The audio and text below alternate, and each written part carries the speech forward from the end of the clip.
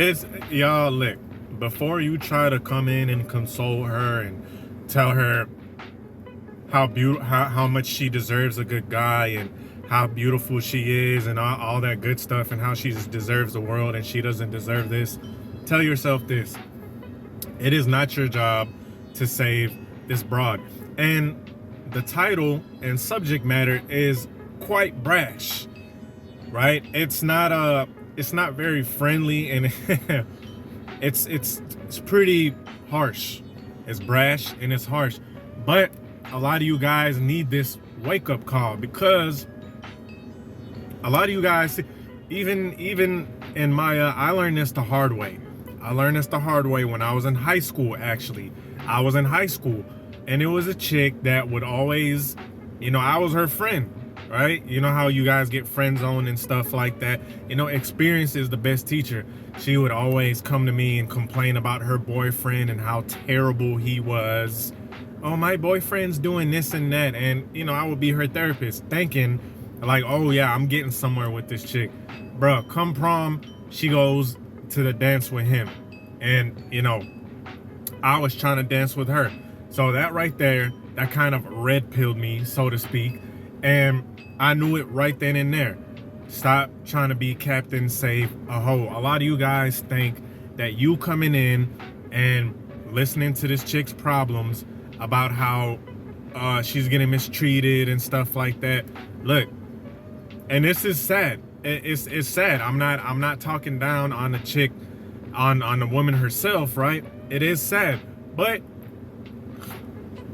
with all due respect, it's her fucking fault.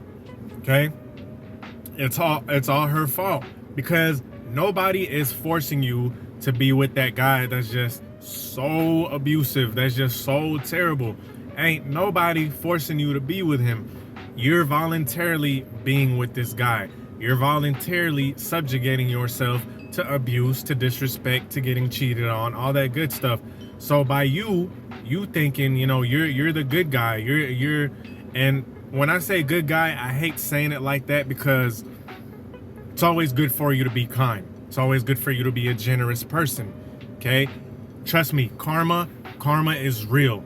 Karma will come back around and bite you in the behind somehow, some way, because it's inevitable. The negative energy that you put out is gonna come right back at you. It's like if you screw somebody over, you steal their money, you're being a dickhead, you're doing salacious stuff. Guess what? When that karma come back around and you get smoked, don't be surprised. So anyway, with that being said, when I say nice guy, I don't mean a guy that's kind, that's generous to the less fortunate, stuff like that. I mean a guy who's a doormat, a guy who is trying to who's trying to be a pleaser, who's trying to be this swoop in and steal this girl away from her situation and stuff. But in all reality, bro, you're not doing anything but making yourself look bad. You're not doing anything but disrespecting yourself, because this chick does not find you attractive. A lot of guys think that by them being this emotional therapist, a lot of guys have the Dr. Phil syndrome. Okay? What is the Dr. Phil syndrome?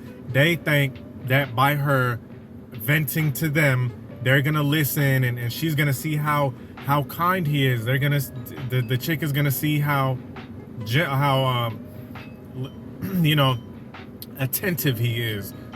Bro, that girl don't give a damn about you. She's just using you as an emotional dump. Because guess what? Once she feels better venting to you, once she feels like she got it off her chest, I'm relieved, right? Like when you go to a therapist and you get it off your chest, guess what? She's right back. She's right back to doing what she did. And guess what?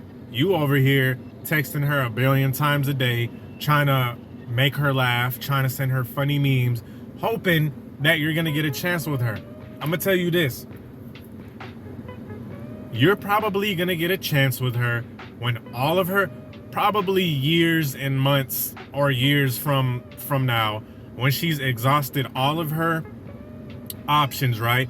And you just happen to be there. You're like the last resort. You're like, dog. It's like, how can I put this? When you buy some toast, when you buy some bread, You're like, people don't eat the booty and they don't eat the front of the bread, right? They don't eat the booty part. Y'all know what I'm talking about. That very first slice.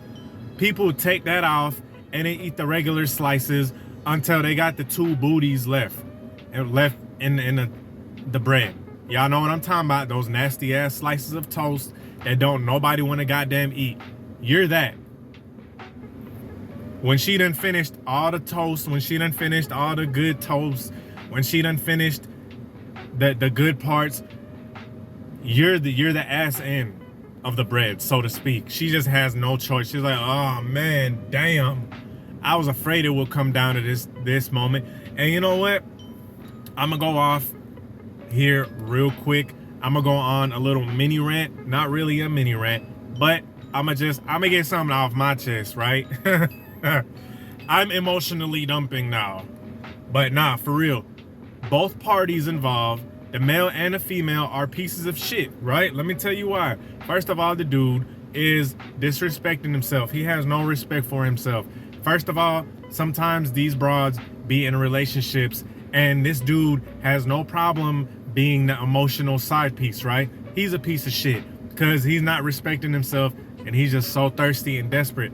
And the broad, she's a piece of shit too because she knows what this guy is trying to do. She knows he's romantically interested in her. Nonetheless, he's a wuss, right? I'm not gonna say the P word. Y'all know what I'm talking about. He's a wussy. It rhymes with wussy. He's being a wussy and not being straight up with his intentions, and he's allowing her to keep using him.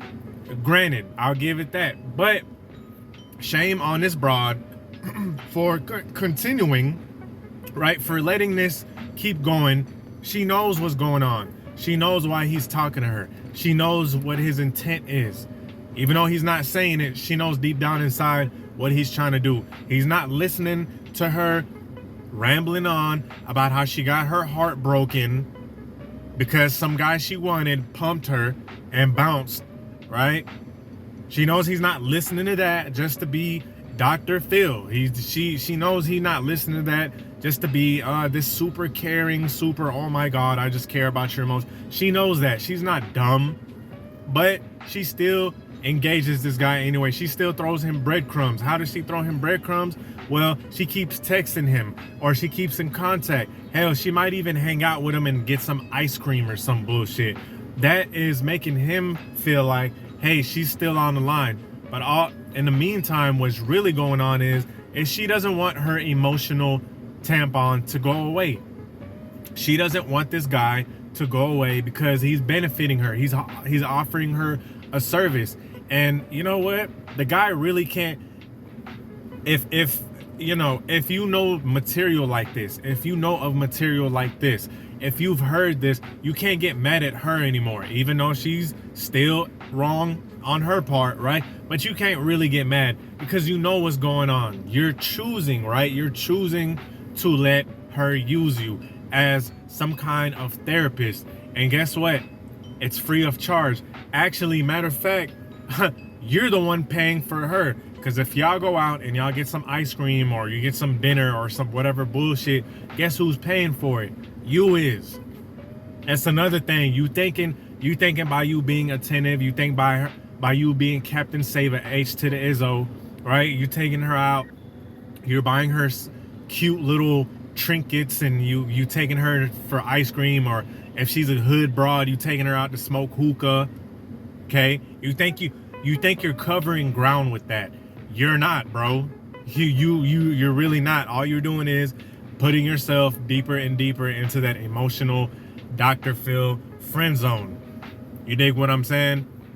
So with this material available to you, hopefully if you're doing this, you will stop immediately. Because, bro, she's not interested in you. She is not sexually into you. And if she's not sexually into you, then she's not into it. It's all in or nothing, right? It's like a card game. She's all in or nothing. Okay? And hey, look, as far as female friends go, look, the only time I would befriend a female, quote unquote, is if she's offering something of benefits. Maybe she has a friend that she's gonna hook you up with, right? Maybe, you know what I'm saying? Hell, she take you out, pay for some shit. Okay, maybe she be inviting you to parties to where you can expand your horizons and actually meet someone that's interested, or maybe she's giving you some kind of valuable info. Other than that, bruh, if you're being used as an emotional tampon, and on top of that, you're paying for her shit, cut it out. Peace.